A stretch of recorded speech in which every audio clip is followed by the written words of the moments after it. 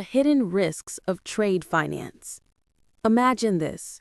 You're an exporter in India, and after months of negotiation, you finally land a $1 million deal with a buyer in South America. You're excited. This could be life-changing. The goods are packed, the ship is ready, and you're picturing the profit in your bank account very soon. But pause for a moment.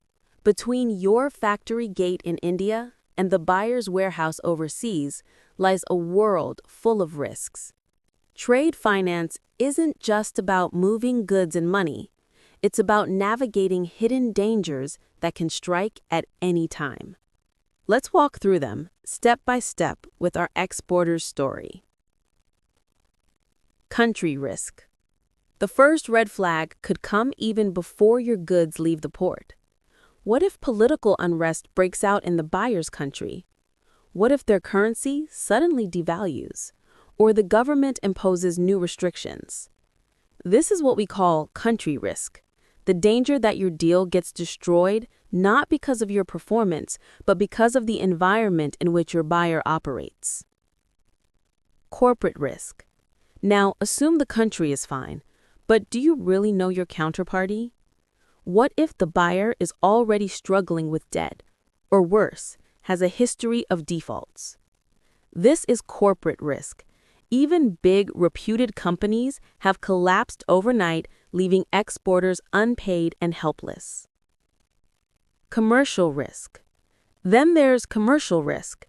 Imagine if the goods you carefully shipped do not meet the agreed specifications, or the contract has loopholes around quality or delivery timelines.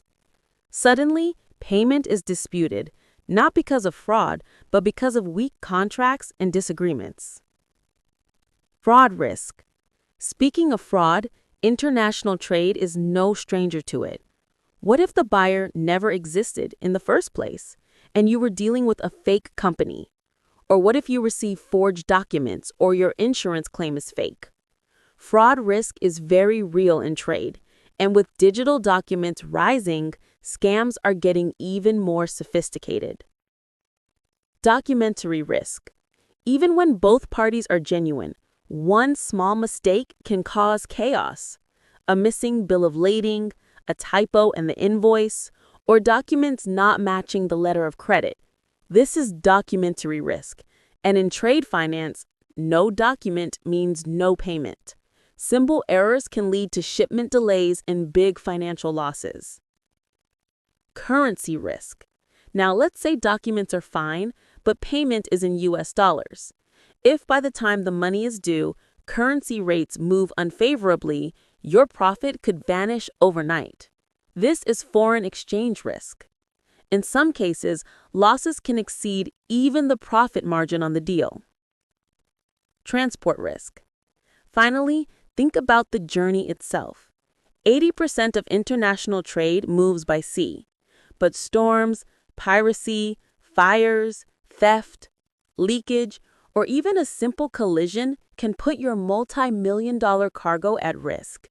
This is transport risk, and it reminds us that getting goods safely delivered is never guaranteed.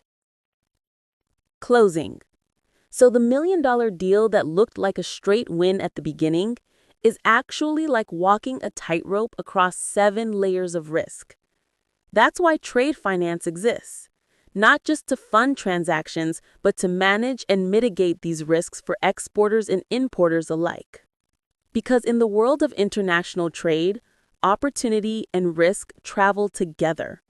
The winners are not just those who trade, but those who trade wisely.